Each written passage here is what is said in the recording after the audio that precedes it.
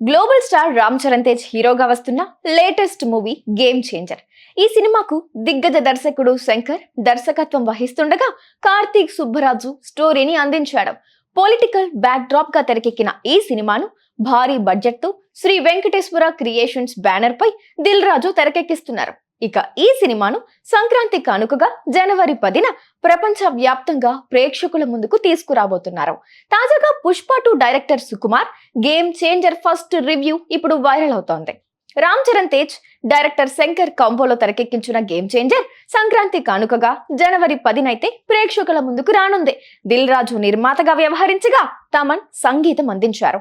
Game changer cinema విడుదల తేదీ సమీపిస్తున్న కొద్దీ మూవీ యూనిట్ ప్రమోషన్స్ లో బిజీగా మారింది.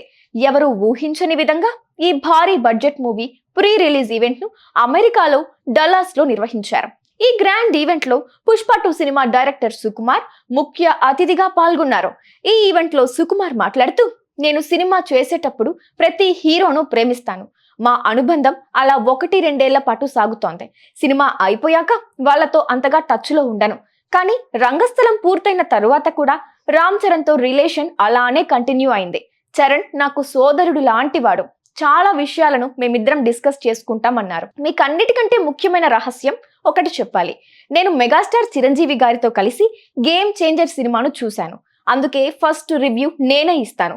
ఫస్ట్ హాఫ్ అద్భుతం, interval block buster, second half లో ఫ్లాష్ బ్యాక్ ఎపిసోడ్ చూస్తే గూస్ పంప్స్.